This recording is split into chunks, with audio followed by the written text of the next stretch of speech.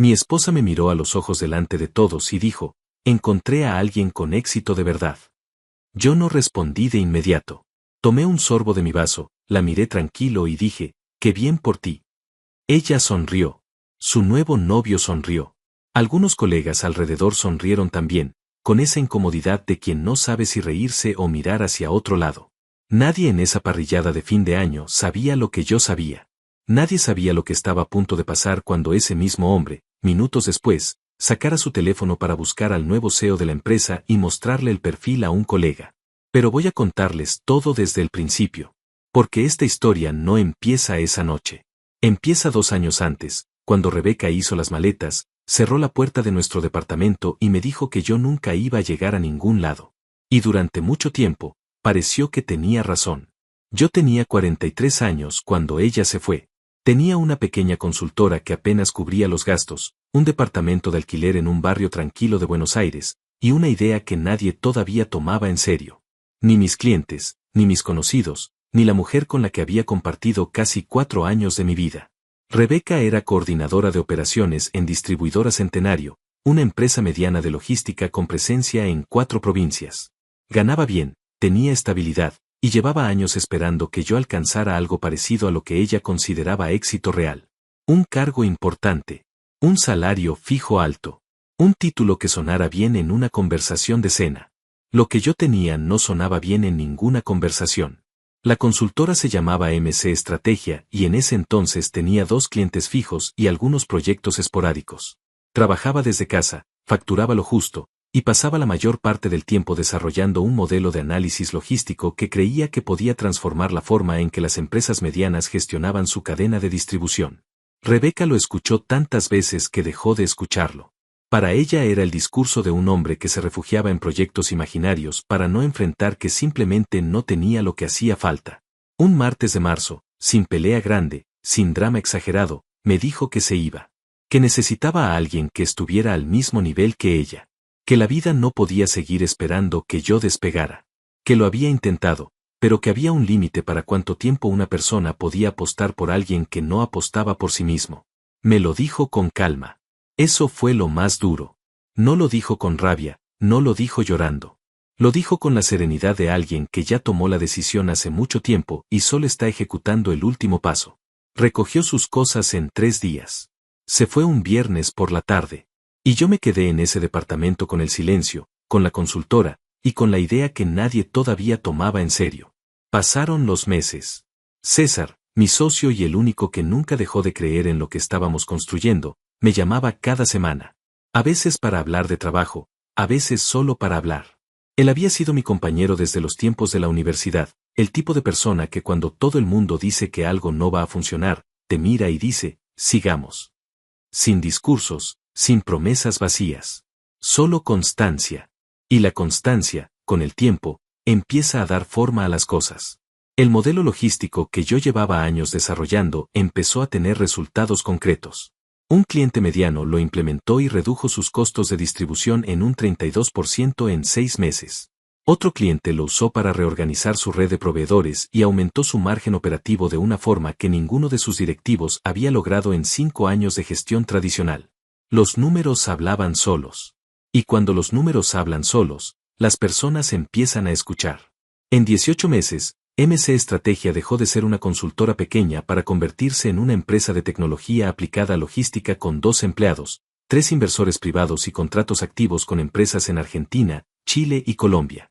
La valoración inicial que le habíamos puesto al proyecto cuando nadie nos tomaba en serio era de $200,000. Para finales de ese año, habíamos cerrado una ronda de inversión de $1.400.000 y teníamos conversaciones avanzadas con fondos que querían entrar en la siguiente ronda. Y entonces llegó la oportunidad que cambió todo. Distribuidora Centenario, la empresa donde Rebeca trabajaba, llevaba 2 años con problemas serios de gestión interna, pérdidas en su cadena logística, rotación alta de personal, contratos que se caían. El dueño original, un hombre mayor que había fundado la empresa hacía 30 años, estaba buscando salida. Quería vender, pero quería vender bien, a alguien que entendiera el negocio y pudiera realmente transformarlo en lugar de desarmarlo. César me mandó el prospecto un lunes a las 7 de la mañana con un solo mensaje: lee esto. Lo leí. Lo analicé. Pasé 3 semanas haciendo due diligence con nuestro equipo. Y al final de esas 3 semanas, presentamos una oferta. La oferta fue aceptada. Por $2.300.000, yo me convertí en el nuevo dueño y CEO de Distribuidora Centenario. La misma empresa donde Rebeca trabajaba como coordinadora de operaciones. La misma empresa que había reservado ese salón en Palermo para la parrillada de fin de año.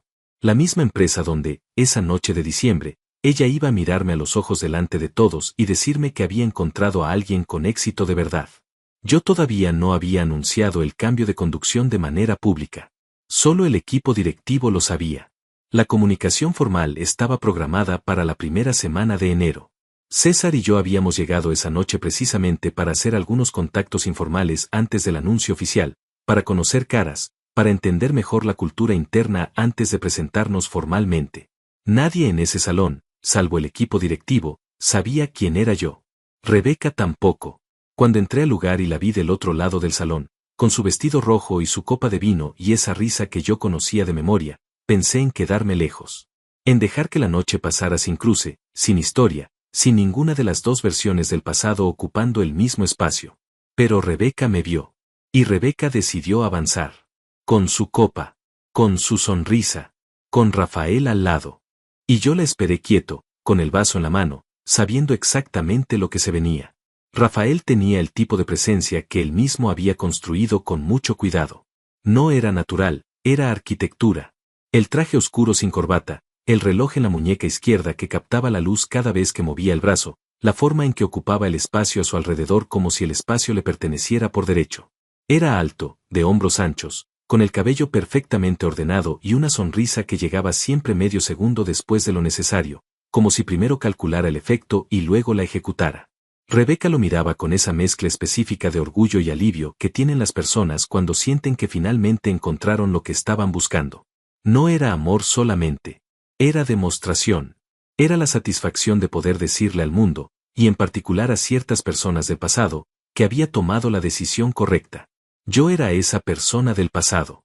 Rafael lleva 3 años en la empresa, dijo Rebeca, con el tono de quien presenta un currículum en lugar de una persona. Es el ejecutivo regional con mejor desempeño del área comercial. El año pasado cerró contratos por encima de los $800.000 en su zona. Lo dijo mirándome directamente, midiendo mi reacción con una precisión que solo tiene quien lleva tiempo planeando ese momento. Rafael sonrió con modestia calculada. Rebeca exagera, dijo. Pero lo dijo de esa manera en que las personas dicen que exageran cuando en realidad quieren que repitan todo de nuevo con más detalle. No exagero, insistió ella. Y volvió a mirarme. Yo asentí levemente. Impresionante, dije. Con calma. Sin ironía. Sin el menor rastro de incomodidad en la voz. Eso la descolocó. Ella esperaba otra cosa. Esperaba que yo preguntara más, que me interesara, que de alguna manera mostrara que los números me afectaban, que la comparación funcionara. Pero cuando alguien responde con calma genuina y no con calma fingida, es muy difícil saber qué hacer a continuación. César, a mi lado, seguía con su bebida en la mano mirando el ambiente general con una expresión completamente neutra. Lo conocía suficientemente bien como para saber que por dentro estaba disfrutando cada segundo de esto. Rafael decidió que era su turno. Se inclinó levemente hacia mí con esa familiaridad de los hombres que confunden confianza con invasión de espacio y dijo, ¿y vos qué haces, Miguel? Rebeca me contó que tenés una consultora, ¿verdad? Lo dijo bien. Con el tono exacto de quien sabe que la respuesta no va a ser impresionante y ya está preparando la reacción condescendiente. Algo en el área de logística, respondí. Ah. Una sola sílaba. Pero esa sílaba contenía todo un universo de condescendencia elegante. Interesante. ¿Trabajás con empresas grandes o más bien con pymes? Con las que necesitan ayuda, dije. Él sonrió. Rebeca sonrió. Uno de los colegas que estaba cerca y había empezado a escuchar sin disimulo también sonrió, aunque no estaba del todo seguro de por qué. Claro, dijo Rafael. El mercado de consultoría para pymes es bastante competitivo, ¿no? Mucha gente ofreciendo más o menos lo mismo. Debe ser difícil diferenciarse. Lo dijo con el tono de quien está dando un consejo genuino, pero el contenido era otra cosa completamente. Era una reducción. Era tomar lo que yo hacía, envolverlo en algo pequeño y devolverlo con una sonrisa. A veces, respondí. Silencio breve. Rebeca lo aprovechó. Miguel siempre fue muy constante, dijo. Y eligió esa palabra con mucho cuidado. Constante. No brillante, no ambicioso, no exitoso. Constante. Como quien describe a alguien que aparece todos los días pero nunca llega a ningún lado. Eso se valora, agregó, con una sonrisa que era casi maternal. Como si me estuviera dando una palmada en la cabeza. Yo la miré un momento. Gracias, dije. Nada más. Ella esperó. Él esperó. El colega de al lado esperó. Y yo simplemente no continué. Tomé un sorbo de mi agua, miré hacia la parrilla donde los mozos estaban acomodando las bandejas de carne, y dejé que el silencio ocupara el espacio que ellos querían llenar con mi incomodidad. Fue César quien suavizó el momento, no porque necesitara hacerlo, sino porque le pareció divertido estirar la conversación un poco más. ¿Hace cuánto están juntos?, preguntó, dirigiéndose a Rebeca con una sonrisa genuina y despreocupada. Casi un año, respondió ella, y en su voz había un orgullo que no intentaba disimular. Qué bien, dijo César. Y lo dijo con tanta naturalidad que era imposible saber si era sincero o no. Eso también era un arte. Rafael aprovechó la apertura para hablar de sí mismo, que era claramente lo que más le gustaba hacer. Contó que había entrado distribuidora Centenario 4 años atrás como vendedor senior y que en menos de 18 meses había escalado al puesto regional. Que su zona había crecido un 40% bajo su gestión. Que tenía conversaciones avanzadas con la dirección para asumir un rol nacional a partir del año siguiente.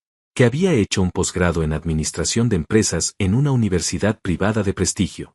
Que tenía contactos en el sector que le abrían puertas que a otros les tomaban años abrir. Lo contó todo con esa fluidez de quien lo ha repetido muchas veces y sabe exactamente en qué momentos hacer pausa para que el impacto sea mayor. Era bueno en eso. Había que reconocerlo. Yo lo escuché. Asentí en los momentos correctos. No pregunté nada que pudiera interpretarse como interés genuino ni como provocación. Solo escuché. Y eso, paradójicamente, lo hizo hablar más. Porque las personas que necesitan demostrar quiénes son no saben qué hacer con alguien que los escucha sin reaccionar. Entonces suben la apuesta. Agregan más datos, más logros, más cifras. Intentan encontrar el punto donde el otro finalmente muestre algo, admiración o envidia, lo que sea, con tal de confirmar que el mensaje llegó. El mensaje llegó. Simplemente no produjo lo que él esperaba. En algún momento de la noche nos separamos. Rafael fue a saludar a unos colegas del área comercial. Rebeca se quedó un momento más, con su copa casi vacía, mirándome con una expresión que no era exactamente arrepentimiento pero tampoco era la satisfacción completa que había planeado. ¿Estás bien?, me preguntó. Y esa pregunta era otra trampa. Porque si decía que sí con demasiado entusiasmo parecía defensivo, y si decía que sí con frialdad parecía herido. Muy bien, respondí. Con calma. Con la misma calma de siempre.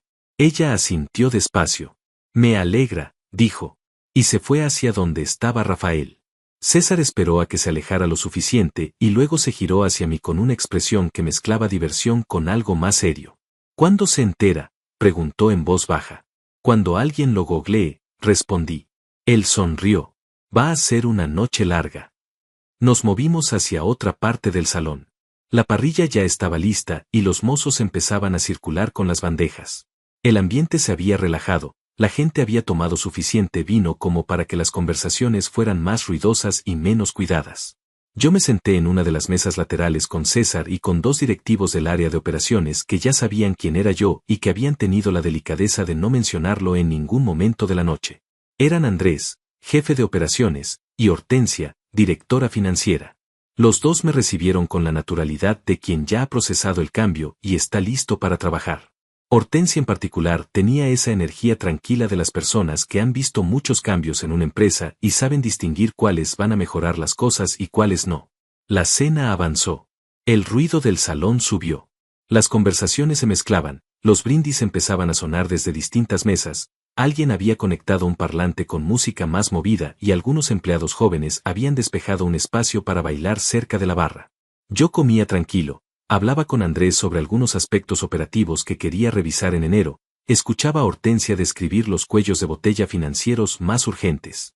Era exactamente la conversación que había venido a tener esa noche. Informal, sin agenda oficial, sin PowerPoints, solo información real dicha por personas que conocían la empresa por dentro. Y entonces escuché la voz de Rafael. No porque estuviera cerca, sino porque Rafael tenía el tipo de voz que sube cuando quiere que le escuchen, y en ese momento quería que lo escucharan. Estaba a 2 mesas de distancia, con un grupo de colegas del área comercial, y tenía el teléfono en la mano. Che, ¿vieron que ya confirmaron quién es el nuevo CEO?, dijo. Lo acabo de ver en LinkedIn. Mira. El teléfono pasó de mano en mano. Primero fue un colega del área comercial, uno de esos hombres jóvenes que asienten antes de terminar de leer porque quieren parecer que procesan rápido. Luego fue una mujer de cabello corto que trabajaba en administración y que llevaba toda la noche en la misma mesa. Luego fue otro hombre que yo no reconocía. Y en cada par de manos que sostenía ese teléfono, había una pausa. Una pausa pequeña, de 2 o 3 segundos, que era exactamente el tiempo que le tomaba a cada persona conectar la foto de la pantalla con la cara que estaba sentada a 2 mesas de distancia. Rafael todavía no había hecho esa conexión. Estaba mirando hacia otro lado cuando el teléfono volvió a sus manos.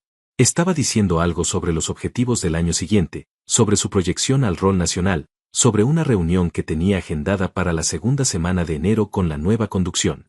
Lo decía con esa energía de quien está en la cima de su momento y lo sabe. Fue Rebeca quien vio la pantalla primero.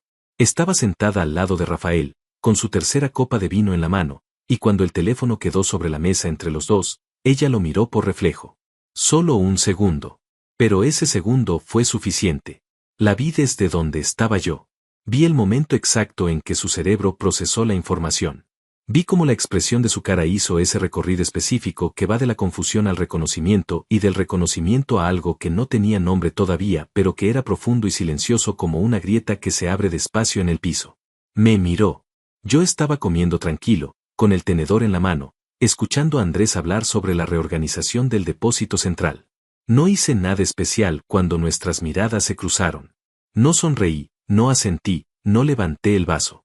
Solo sostuve la mirada un momento y luego volví a mirar a Andrés como si nada hubiera pasado.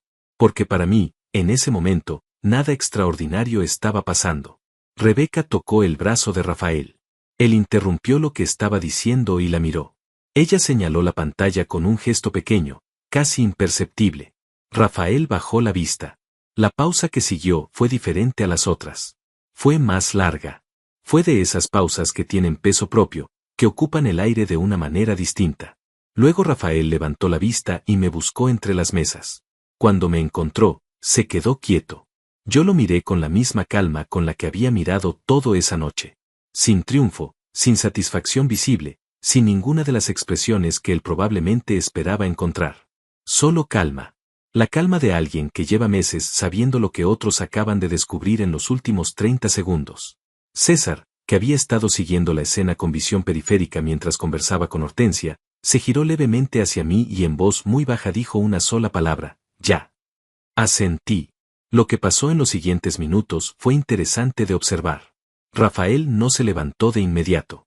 No vino directo hacia mí con una pregunta o una disculpa o cualquiera de las reacciones que uno podría esperar. Primero procesó. Lo vi en su cara, en la forma en que miraba la pantalla, luego me miraba a mí, luego miraba a Rebeca, luego volvía a la pantalla. Estaba reorganizando toda la noche en su cabeza. Estaba volviendo a pasar cada comentario, cada sonrisa condescendiente, cada palabra elegida para reducir lo que yo hacía, y estaba viendo todo eso con información nueva. Era un hombre inteligente. Eso había que reconocerlo también. Rebeca, en cambio, reaccionó diferente. Rebeca no procesó hacia adentro. Rebeca se puso rígida. La vi en la forma en que apoyó la copa sobre la mesa con demasiado cuidado, en la forma en que sus hombros subieron levemente, en la forma en que su mandíbula se tensó. Ella no estaba reorganizando la noche. Ella estaba tratando de encontrar una salida. Una narrativa. Una forma de que lo que acababa de descubrir no significara lo que claramente significaba. Fue Rafael quien se levantó primero.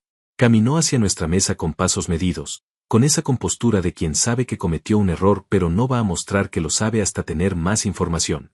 Se detuvo a mi lado, extendió la mano y dijo: Miguel. Perdón, creo que no me presenté correctamente antes. Yo le estreché la mano. No hay problema, dije.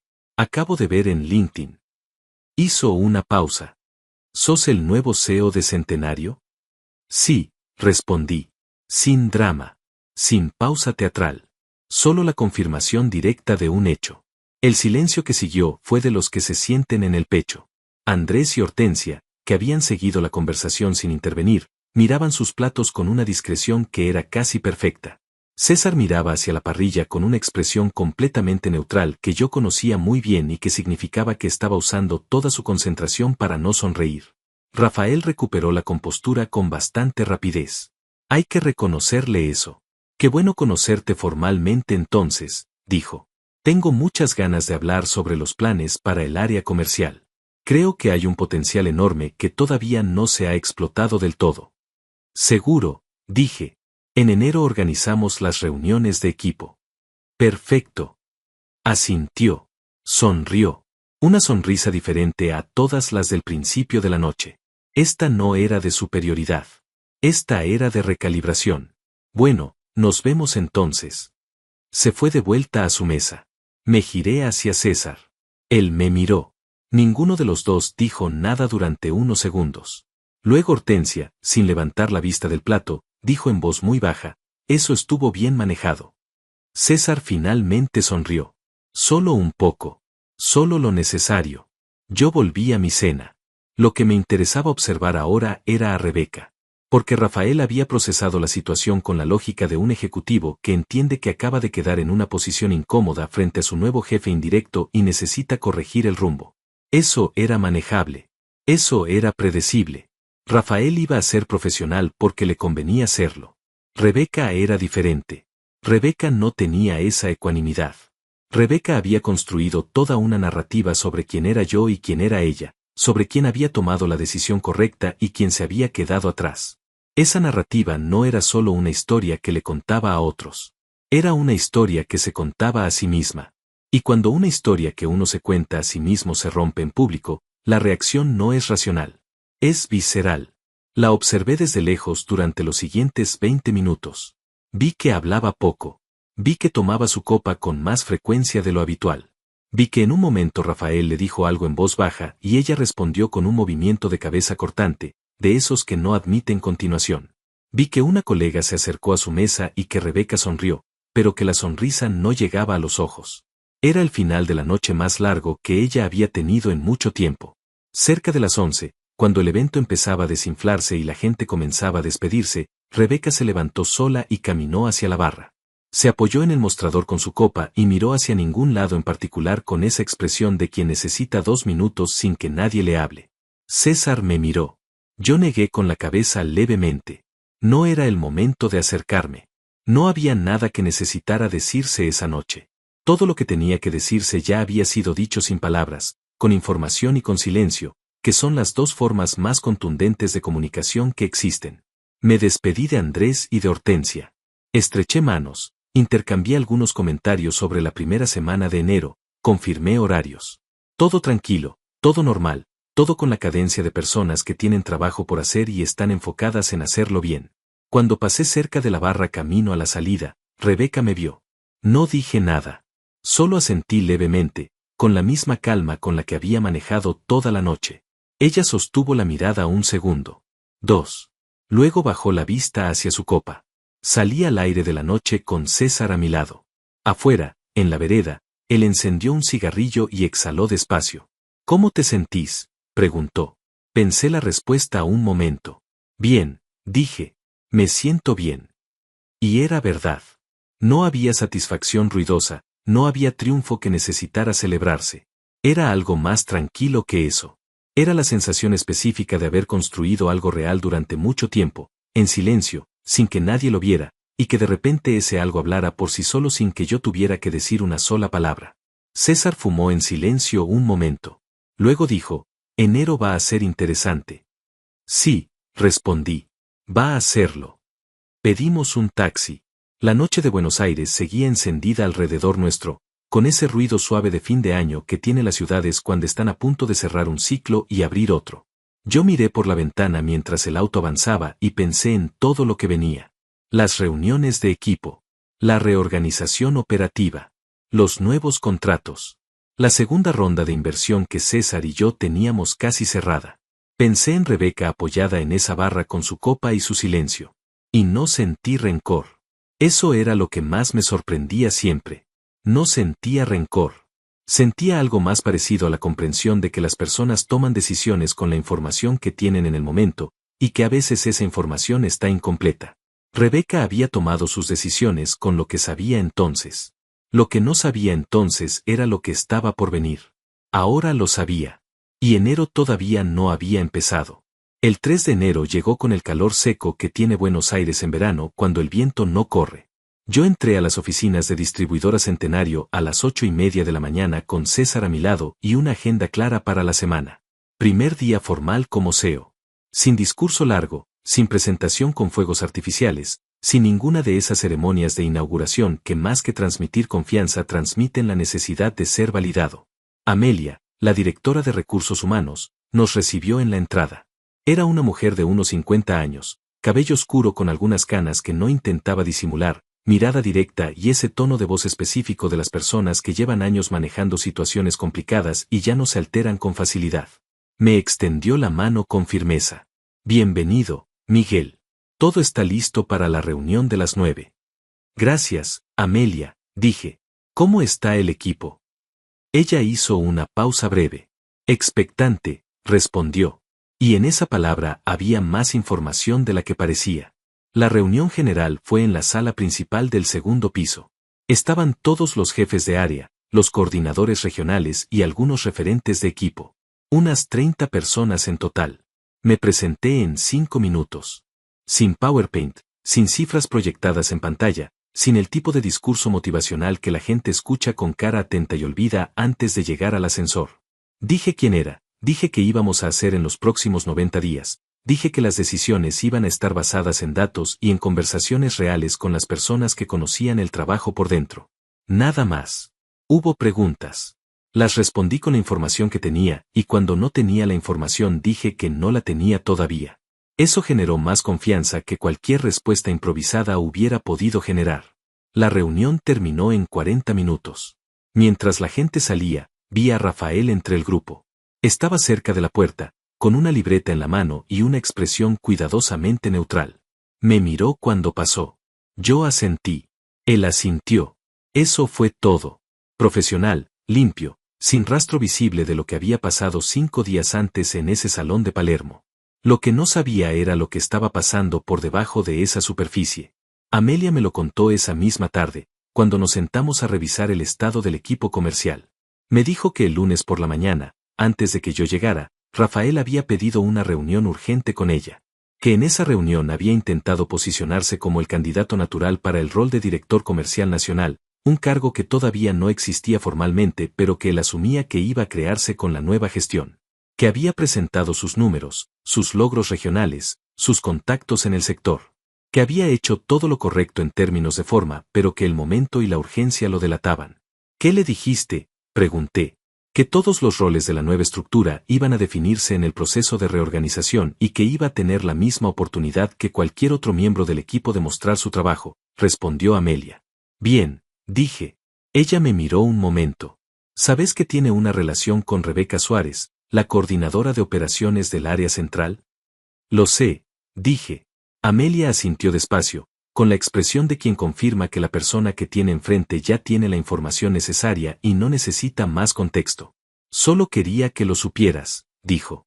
Gracias. Esa primera semana avanzó con la cadencia de las semanas de trabajo real. Reuniones 1 a 1 con cada jefe de área. Revisión de los números del último trimestre.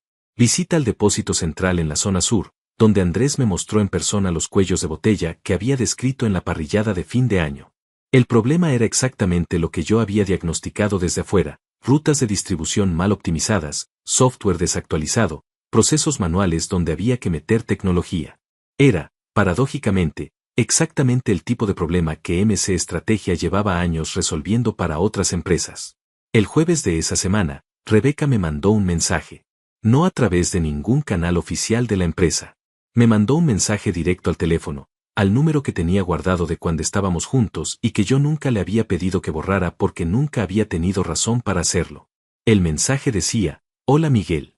Sé que la situación es rara. Solo quería decirte que me alegra que te esté yendo bien. En serio. Y si en algún momento querés tomar un café y hablar sin presiones, yo estoy. Sin drama. Lo leí 2 veces. Era un mensaje bien escrito.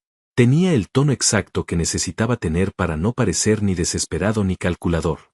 Era el tipo de mensaje que una persona inteligente escribe cuando quiere abrir una puerta sin que parezca que está abriendo una puerta. Lo que decía en la superficie era una cosa. Lo que decía por debajo era otra. No respondí ese día. No respondí al día siguiente tampoco. El lunes de la semana siguiente, cuando ya llevaba 10 días en el cargo, Rebeca pidió una reunión formal a través de Amelia. Solicitó una evaluación de su posición dentro de la nueva estructura. Era un pedido completamente legítimo, el tipo de pedido que cualquier empleado podía hacer en un proceso de reorganización, y Amelia me lo transmitió con la neutralidad profesional que la caracterizaba.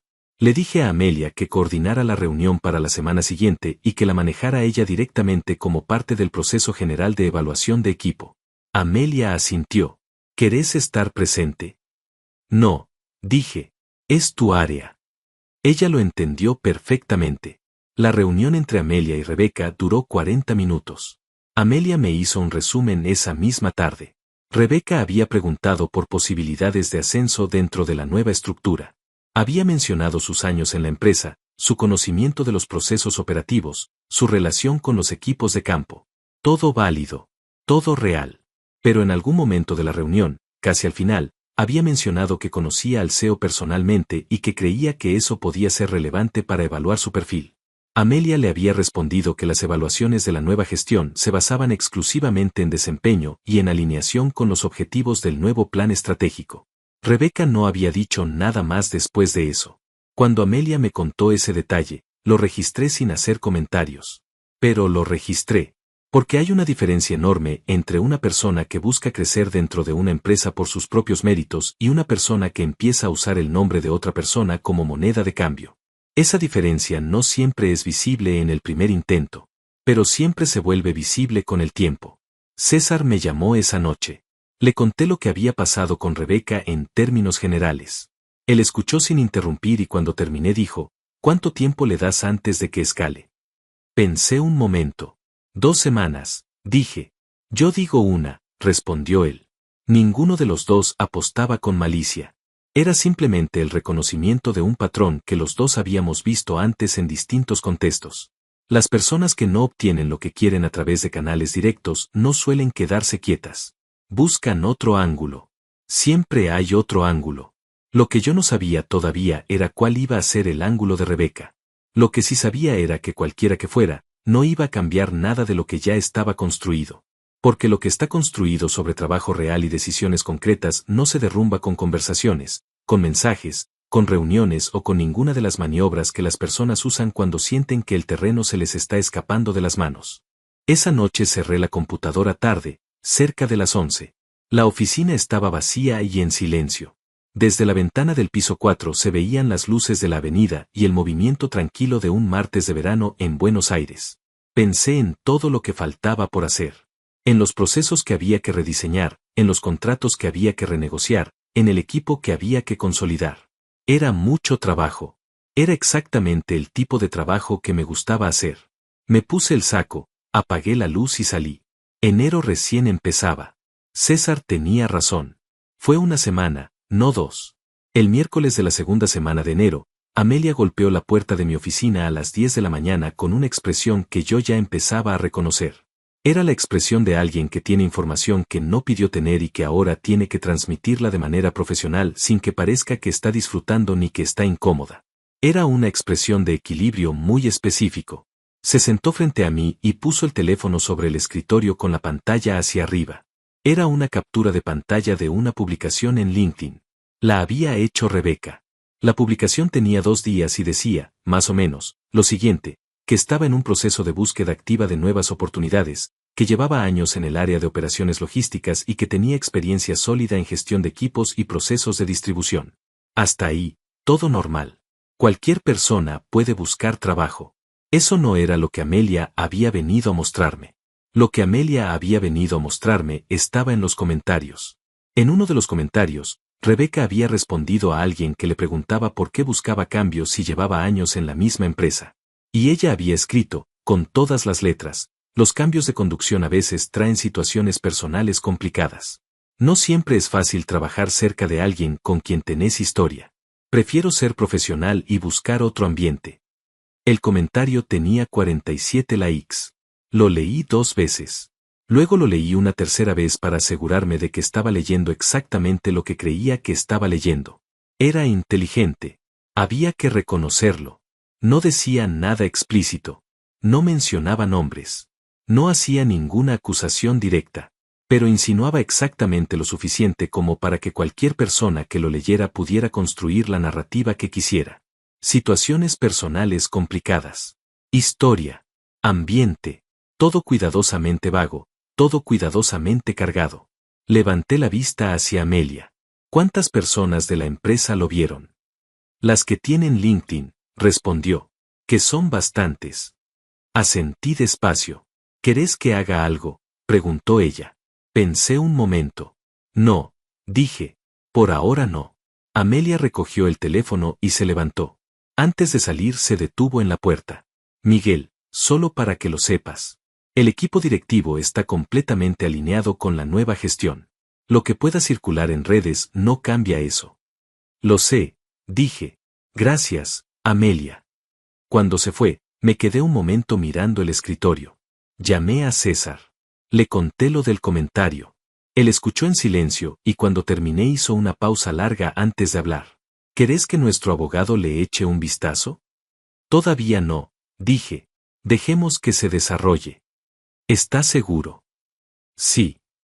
César conocía mi forma de manejar las cosas.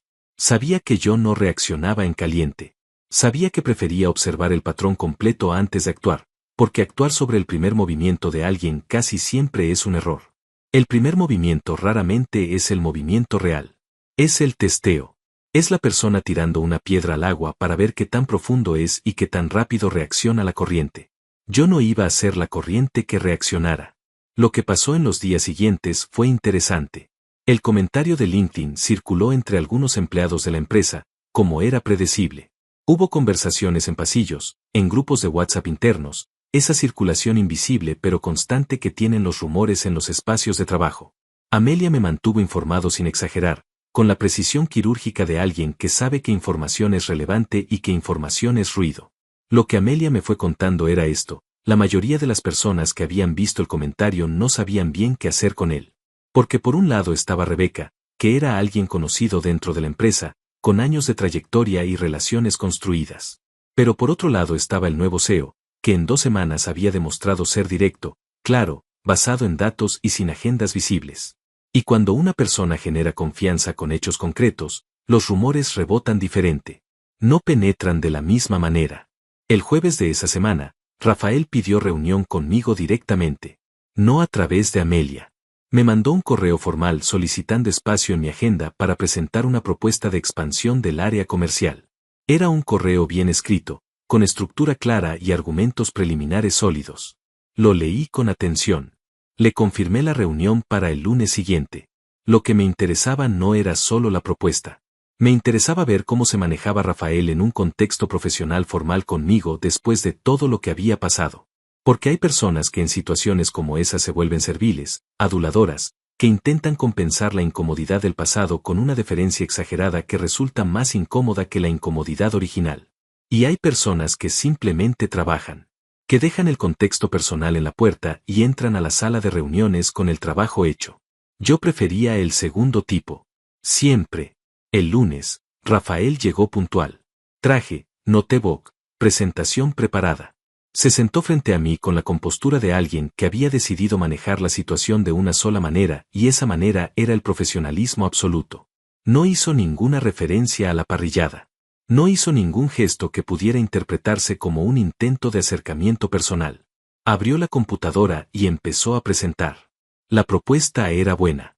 Tenía análisis de mercado, proyecciones realistas, identificación clara de oportunidades en 3 regiones donde la empresa tenía presencia débil. Había trabajo real detrás de esas diapositivas. Eso también había que reconocerlo. Le hice preguntas. Él las respondió con solidez. Algunas respuestas eran incompletas y él lo reconocía sin ponerse defensivo. Eso sumaba. Al final de la reunión le dije que la propuesta iba a entrar en el proceso de evaluación junto con las otras iniciativas del área comercial y que iba a tener respuesta en 2 semanas. Él asintió, cerró la notebook y se levantó. Extendió la mano. Yo se la estreché. Antes de salir, se detuvo un segundo. No me miró directamente cuando habló. Miró levemente hacia un costado, como quien elige las palabras con cuidado. Miguel, dijo. Lo de la parrillada, no estuvo bien de mi parte. Solo quería decirlo. No era una disculpa elaborada. Era una línea. Breve, directa, sin drama. Lo miré un momento. Está bien, dije. Trabajemos bien. Él asintió y salió. César me llamó esa tarde y le conté. Escuchó y luego dijo, ¿y Rebeca? Rebeca es otra historia, respondí. Porque lo era. Rafael había tomado una decisión. Había evaluado la situación, había procesado el error y había elegido seguir adelante con trabajo real. Eso era una cosa. Rebeca, en cambio, seguía en otro lugar. El comentario de LinkedIn no había sido un impulso. Había sido una estrategia. Pequeña, sutil, pero estrategia al fin. Y las personas que empiezan con estrategias pequeñas no suelen quedarse ahí cuando sienten que no funcionaron. Esa noche, mientras revisaba los informes de distribución del último trimestre, llegó una notificación a mi teléfono. Era una solicitud de conexión en LinkedIn. De Rebeca. La miré un momento. Luego apagué la pantalla y volví a los informes. Había trabajo por hacer. Y el trabajo no esperaba. No acepté la solicitud de LinkedIn. No la rechacé tampoco. La dejé ahí, pendiente, como una pregunta sin respuesta. Porque a veces la ausencia de respuesta comunica más que cualquier respuesta posible. Y porque yo tenía otras cosas en las que concentrarme. La tercera semana de enero trajo consigo la primera reunión grande con los inversores. César y yo habíamos estado preparando la presentación durante días. No era una reunión de rutina. Era el primer contacto formal entre la nueva conducción de Distribuidora Centenario y el grupo de fondos que estaban evaluando entrar en la segunda ronda de inversión de MC Estrategia, la empresa que ahora operaba como brazo tecnológico de la reorganización logística que yo había empezado a implementar en Centenario. Eran 2 mundos que se estaban fusionando de manera orgánica, y esa fusión tenía un valor que los números empezaban a reflejar con claridad. La reunión fue en las oficinas de uno de los fondos, en un piso 17 con vista a la ciudad. 4 personas del lado de ellos, César y yo del nuestro. 3 horas de conversación. Números, proyecciones, preguntas difíciles respondidas con honestidad, incluyendo las que señalaban riesgos reales que nosotros mismos habíamos identificado. Cuando uno nombra sus propios riesgos antes de que el otro los encuentre, cambia completamente la dinámica de la confianza. Al final de las 3 horas, el socio principal del fondo se recostó levemente en su silla y dijo, nos interesa seguir. La semana que viene les mandamos la propuesta formal. César y yo salimos al ascensor sin decir nada. Cuando las puertas se cerraron, él exhaló despacio y dijo, ahí está. Ahí está, repetí. Era una ronda que podía llegar a los $2.800.000 si todo cerraba bien. Eso cambiaría la escala de lo que podíamos hacer en los próximos 18 meses de manera significativa. Esa noche, cuando llegué al departamento, tenía 3 mensajes sin leer. Uno era de Andrés, con un resumen del relevamiento del depósito central que le había pedido. Uno era de Hortensia, con una actualización sobre los contratos de distribución que estábamos renegociando con 2 proveedores clave. Y el tercero era de un número que no tenía agendado pero que reconocí de inmediato. Era la madre de Rebeca. El mensaje decía, Miguel, soy Noemí. Sé que no tenemos mucho contacto desde que terminaron, pero Rebeca está pasando un momento difícil y me gustaría que pudieras hablar con ella. Sé que vos siempre fuiste una buena persona. Gracias. Lo leí 2 veces. Noemí era una mujer a la que yo había querido genuinamente durante los 4 años que estuve con Rebeca. Era directa, trabajadora, con ese sentido práctico de las personas que han resuelto sus propios problemas sin ayuda de nadie y no entienden por qué otros no pueden hacer lo mismo. Siempre me había tratado bien. Siempre había sido justa conmigo incluso cuando las cosas entre Rebeca y yo se habían puesto difíciles. Pero ese mensaje no era solo de Noemí. Ese mensaje era de Noemí escribiendo lo que Rebeca necesitaba que alguien escribiera, pero que ella misma no podía escribir sin perder la posición que había intentado mantener. Era una intermediaria. Consciente o no, era una intermediaria. No respondí esa noche. Al día siguiente, en la oficina, Amelia golpeó mi puerta de nuevo. Esta vez la expresión era diferente. Era más seria. Se sentó y me dijo que había recibido una llamada de una empresa de logística competidora, Transportes Milenio, que operaba en algunas de las mismas regiones que Centenario. La persona que había llamado era del área de recursos humanos de esa empresa y quería verificar referencias laborales de una candidata que había aplicado a un puesto de coordinación regional. La candidata era Rebeca. Hasta ahí, todo normal. Una persona busca trabajo, da referencias, la empresa llama a verificar. Eso ocurría todo el tiempo. Lo que no era normal era lo que la persona de Transportes Milenio había mencionado casi al pasar, al final de la llamada. Había dicho que la candidata había indicado en su carta de presentación que tenía una relación cercana con el CEO de distribuidora Centenario y que eso le daba un conocimiento profundo de los procesos internos y la estrategia de la empresa. Amelia me lo contó con la misma calma profesional de siempre. Pero sus ojos decían otra cosa. Yo procesé la información en silencio durante unos segundos. ¿Qué respondiste?, pregunté. Que no podía hacer comentarios sobre empleados actuales más allá de confirmar fechas de ingreso y egreso, dijo Amelia. Y que cualquier información estratégica de la empresa era confidencial. Perfecto, dije. Pero lo que Rebeca había hecho era un problema de otro nivel. No era solo buscar trabajo. Era usar mi nombre, mi cargo y mi relación con ella como credencial profesional frente a una empresa competidora. Era presentar el acceso a información interna como un activo. Eso tenía implicancias legales que yo no podía ignorar aunque quisiera. Llamé a César esa tarde y le conté todo. Cuando terminé, él no dijo nada durante varios segundos. Luego dijo, ahora sí necesitamos que Miriam lo vea. Miriam era nuestra abogada. Llevaba años trabajando con nosotros desde los tiempos de MC Estrategia. Era precisa, rápida y tenía esa capacidad específica de explicar situaciones legales complejas en lenguaje que no requería traducción.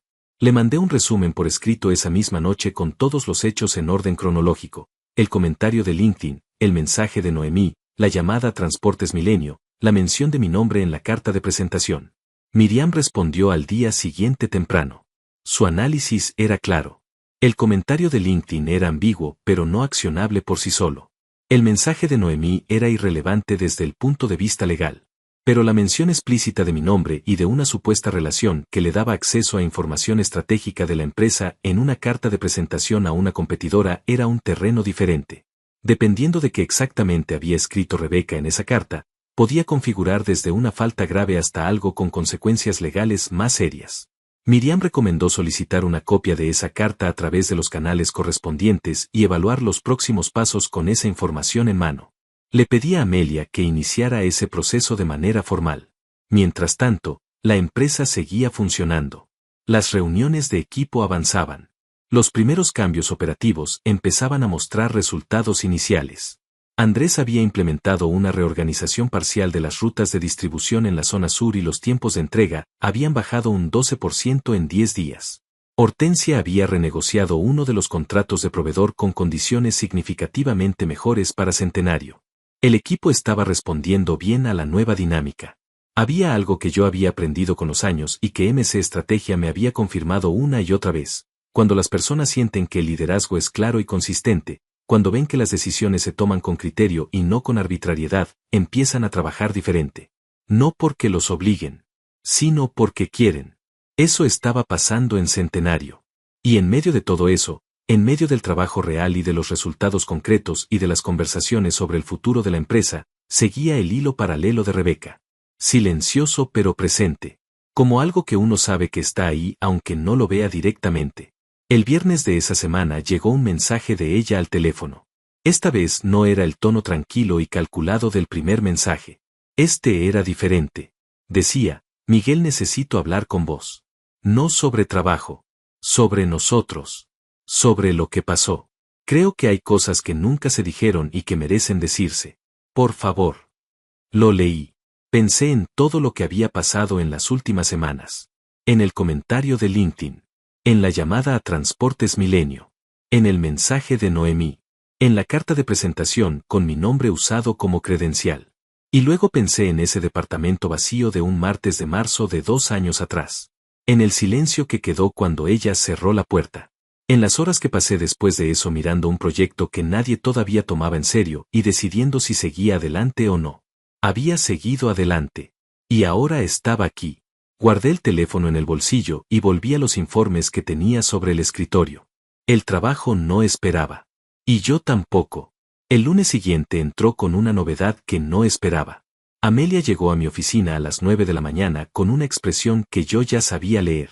No era la expresión de los problemas operativos, que tenían un peso diferente, más concreto, más manejable. Era la expresión de los problemas humanos, que son más difusos y más difíciles de resolver porque no tienen una solución técnica. Se sentó. Puso el teléfono sobre el escritorio. Esta vez no era una captura de LinkedIn. Era una captura de un grupo de WhatsApp. Un grupo que se llamaba Ex Centenario y que reunía a personas que habían trabajado en la empresa en distintos momentos y que seguían en contacto. Amelia no era parte del grupo, pero alguien que sí lo era se lo había reenviado esa mañana porque consideró que yo necesitaba saberlo.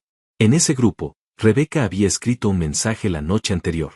Lo leí despacio. Decía que la nueva gestión de la empresa estaba tomando decisiones motivadas por cuestiones personales y no profesionales.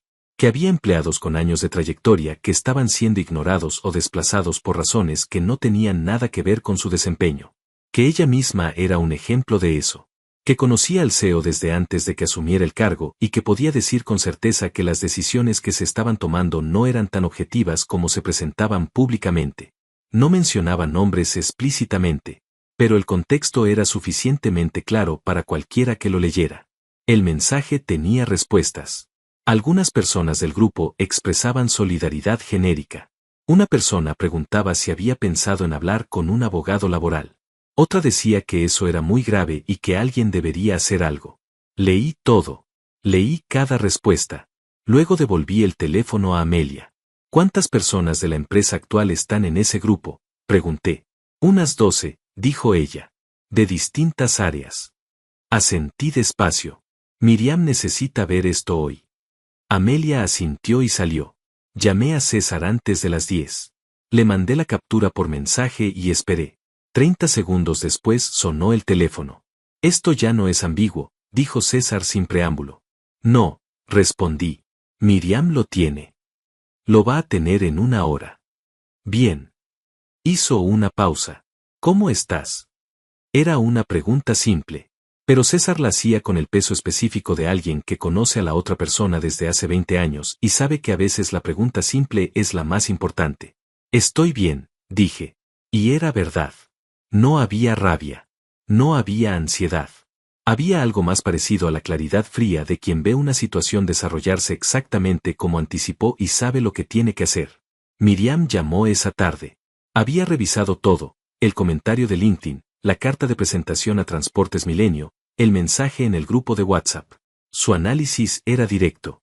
El conjunto de acciones configuraba un patrón que podía sostener una demanda por daño reputacional y, dependiendo de lo que dijera exactamente la carta de presentación que todavía estábamos esperando obtener formalmente, potencialmente algo más relacionado con divulgación de información confidencial. Pero Miriam también dijo algo más. Dijo que antes de escalar a una acción legal formal, convenía enviar una carta documento a Rebeca notificándola de las acciones y solicitando el cese inmediato de cualquier declaración pública o privada que pudiera afectar la reputación de la empresa o de su conducción. Eso servía a dos propósitos. Establecía un registro formal de que la situación había sido notificada, y muchas veces era suficiente para detener el comportamiento sin necesidad de ir más lejos. Le dije que procediera con la carta documento. Esa noche, mientras revisaba los números de la primera evaluación mensual de la reorganización operativa, César me mandó un mensaje. Decía solo, ¿viste LinkedIn? Entré a la aplicación. Rebeca había publicado algo nuevo. Esta vez no era un comentario en un post ajeno. Era una publicación propia, larga, que empezaba hablando de la importancia de los ambientes laborales saludables y de cómo los vínculos personales dentro de las organizaciones podían volverse tóxicos cuando había desequilibrios de poder. Hablaba de su propia experiencia sin dar nombres, pero con suficientes detalles como para que cualquiera que conociera la situación supiera exactamente de qué y de quién hablaba. La publicación tenía comentarios. Muchos eran de apoyo genérico, de esos que la gente deja cuando lee algo que activa una respuesta emocional sin tener el contexto completo. Pero había algunos comentarios que venían de personas que sí conocían el contexto, ex empleados de Centenario, contactos del sector, y esos comentarios empezaban a hacer preguntas más específicas. Lo que Rebeca estaba construyendo, deliberada o impulsivamente, era una narrativa pública. Y las narrativas públicas, una vez que empiezan a circular, son difíciles de detener. Lo que ella no sabía, o lo que había calculado mal, era que esa narrativa tenía un problema fundamental: no era verdad. Y las narrativas que no son verdad tienen una fragilidad específica. Se sostienen mientras nadie las desafía con hechos concretos. Pero cuando los hechos aparecen, se derrumban con una velocidad proporcional a la velocidad con que se construyeron. Miriam envió la carta documento al día siguiente. Lo que pasó en las siguientes 48 horas fue algo que yo no había anticipado completamente, aunque en retrospectiva tenía sentido. Rafael me llamó. No al teléfono de la empresa. Al personal. Lo que significaba que tenía ese número desde antes. Probablemente se lo había pedido a Rebeca en algún momento. Atendí. Miguel, dijo. Su voz tenía una tensión que no había estado en la reunión del lunes anterior. Necesito hablar con vos. Sobre Rebeca. Sobre lo que está pasando. Te escucho, dije. Hubo una pausa. Luego dijo, no estoy de acuerdo con lo que está haciendo. Quiero que lo sepas. Lo hablé con ella y no llegamos a ningún lado. Pero yo no tengo nada que ver con esas publicaciones ni con lo que le dijo a esa empresa competidora. Nada. Lo escuché sin interrumpir. Entiendo, dije cuando terminó. ¿Eso afecta mi posición en la empresa?, preguntó. Directo. Sin rodeos.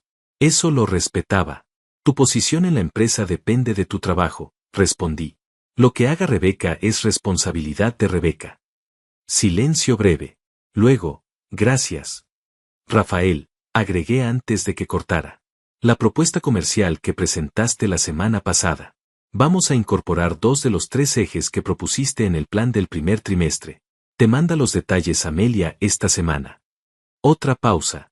Más larga esta vez. Bien, dijo. Gracias. Cortó. César, cuando le conté, dijo, interesante. Sí, respondí.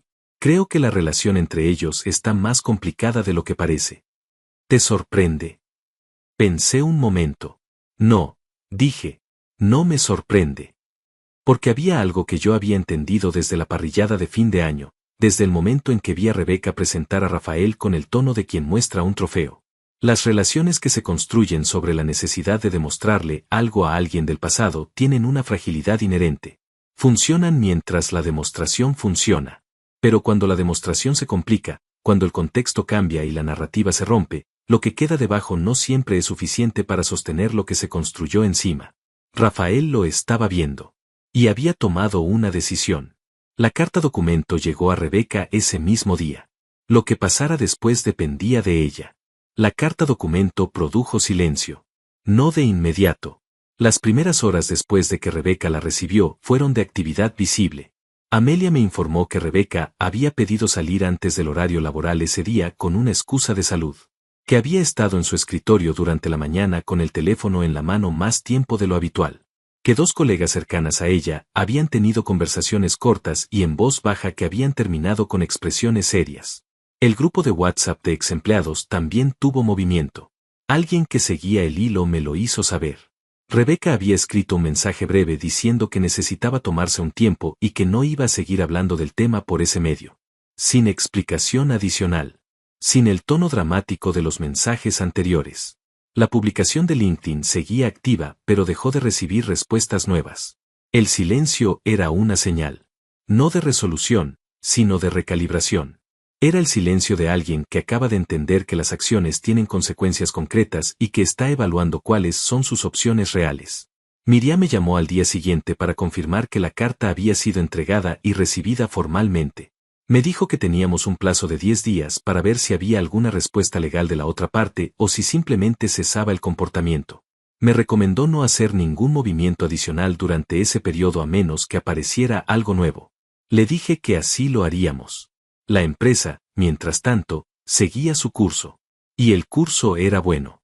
A finales de la tercera semana de enero, los números de la reorganización parcial que habíamos implementado en la zona sur empezaban a mostrar resultados que superaban las proyecciones iniciales. Los tiempos de entrega habían bajado un 17%.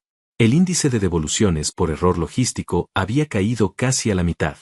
Hortensia me presentó un análisis que mostraba que si esos resultados se sostenían durante 90 días y se replicaban en las otras zonas, el ahorro operativo anual podía superar los $300,000. Andrés estaba entusiasmado. Era de esos hombres que llevan años sabiendo exactamente que está fallando en los procesos que manejan y que solo necesitan que alguien les dé las herramientas y el espacio para corregirlo. Cuando eso ocurre, la energía que liberan es considerable. Lo veía en la forma en que llegaba temprano, en la forma en que sus informes eran cada vez más detallados y más propositivos, en la forma en que su equipo respondía a su nuevo ritmo.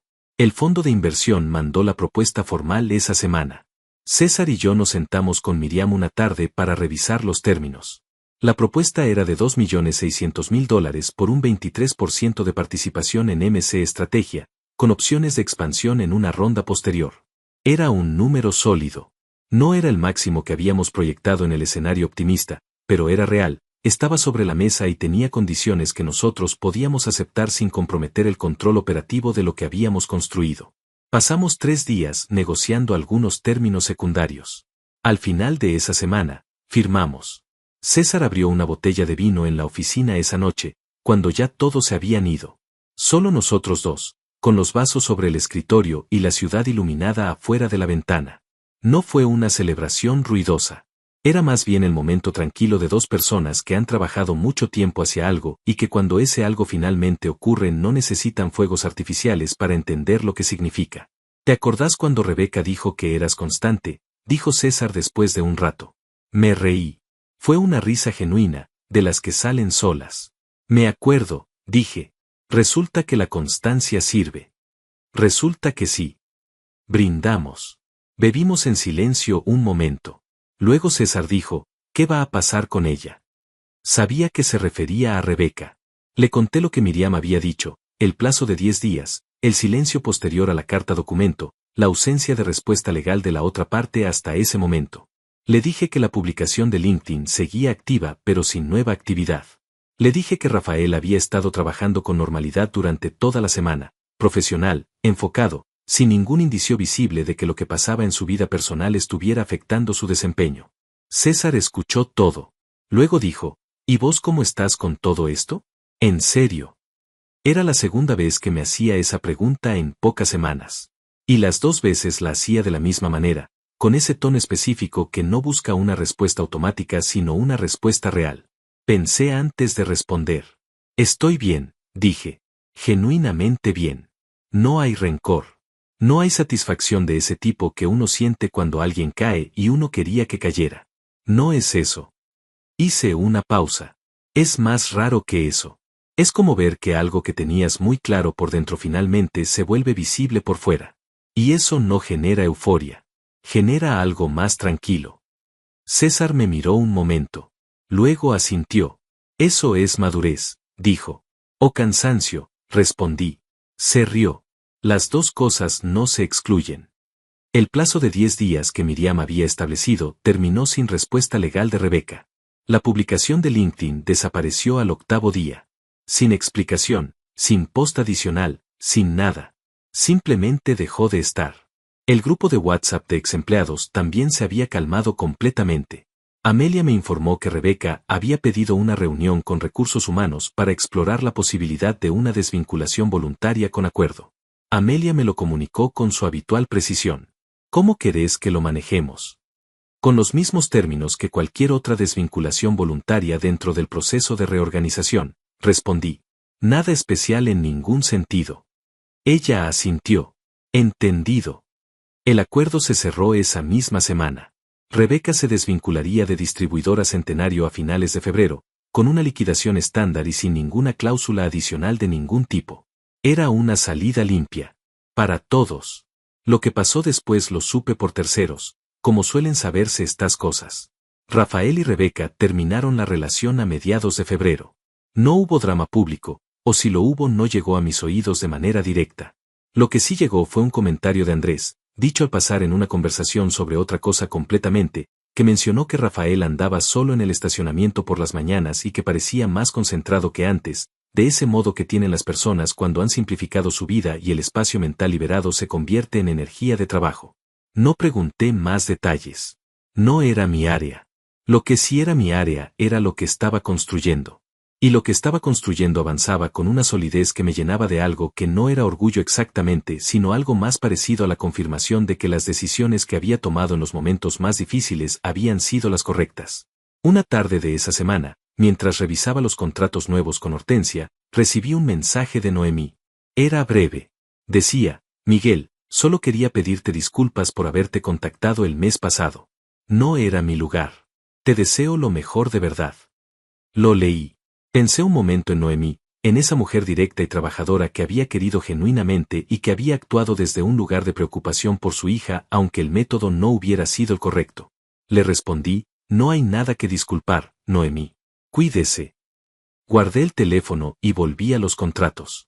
Afuera, la tarde de febrero empezaba a doblar hacia el atardecer con esa luz específica que tiene Buenos Aires cuando el verano empieza a cansarse y el aire cambia apenas, casi imperceptiblemente, anunciando que algo nuevo está por comenzar.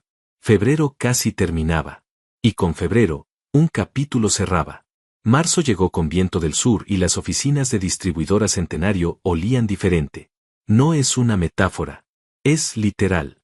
Cuando un lugar de trabajo cambia de verdad, cuando los procesos se ordenan y las personas empiezan a moverse con un propósito que entienden y comparten, hay algo en el ambiente que cambia físicamente.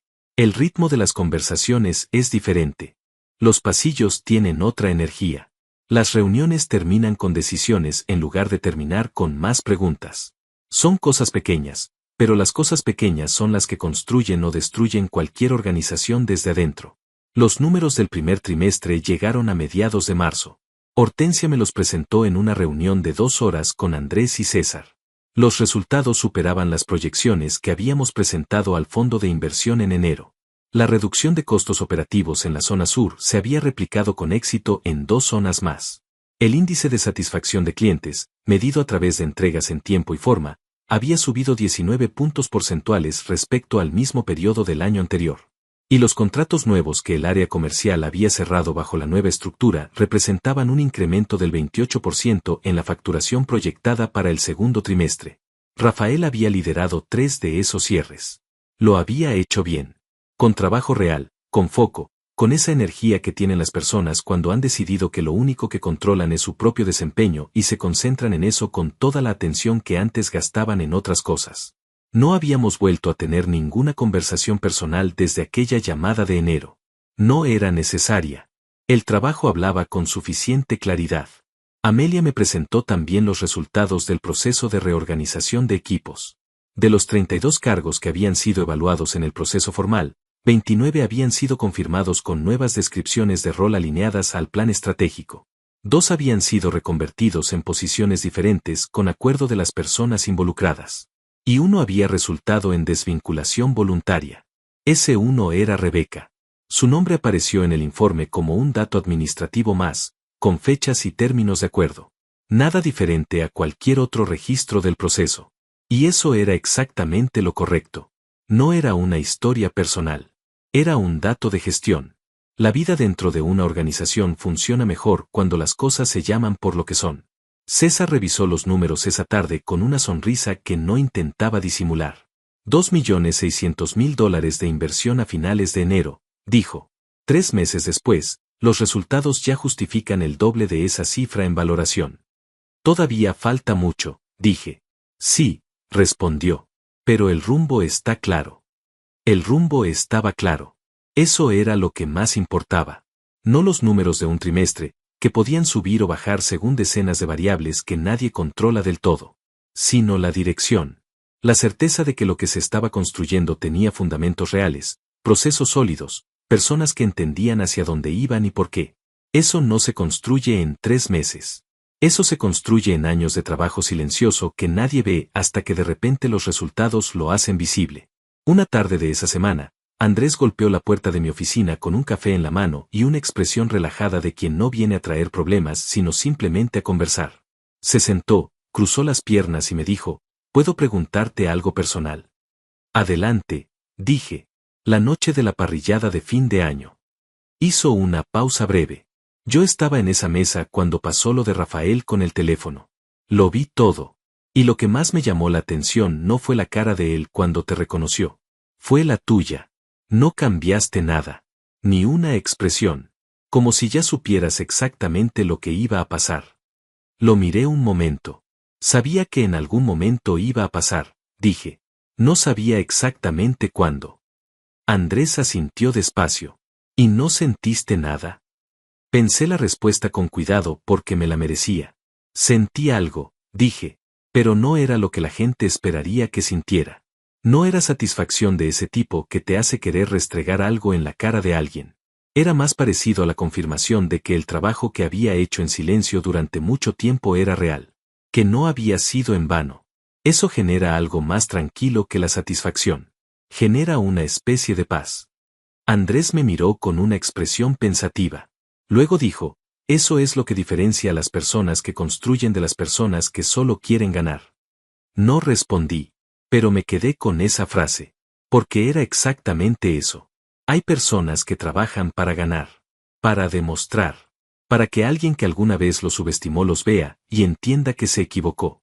Ese motor existe y funciona, durante un tiempo, pero tiene un problema fundamental, depende del otro.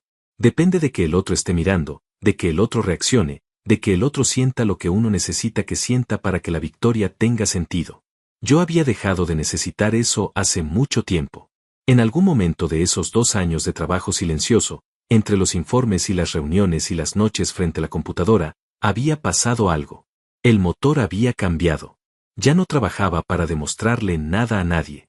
Trabajaba porque lo que estaba construyendo era real y valioso y porque cada día que avanzaba era un día que importaba por sí solo, independientemente de quien lo estuviera viendo.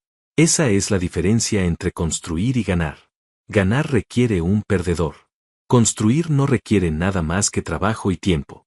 A finales de marzo, el fondo de inversión que había entrado en enero solicitó una reunión de seguimiento para evaluar la posibilidad de adelantar la segunda ronda. Los resultados del primer trimestre habían generado conversaciones internas dentro del fondo que los habían llevado a reconsiderar los tiempos originalmente planeados. César manejó las primeras conversaciones exploratorias con su precisión habitual y me informó que si todo seguía como estaba, podíamos estar hablando de una segunda ronda de entre 3 y 4 millones de dólares para el segundo semestre del año. Era un número que 2 años atrás hubiera parecido imposible. Ahora era simplemente el siguiente paso. Una noche de esa semana, tarde, cuando la oficina estaba vacía y el único sonido era el ventilador de la computadora y el ruido suave de la ciudad afuera, me senté un momento sin hacer nada. Sin revisar informes, sin responder mensajes, sin preparar la reunión del día siguiente. Solo sentado, con las manos sobre el escritorio, mirando el espacio frente a mí. Pensé en ese departamento vacío de un martes de marzo de 2 años atrás. En la puerta que se cerró. En el silencio que quedó. En la decisión de seguir adelante que tomé no con euforia ni con rabia, sino con algo más parecido a la determinación tranquila de quien entiende que el único camino disponible es hacia adelante. Pensé en todo lo que había pasado entre ese momento y este.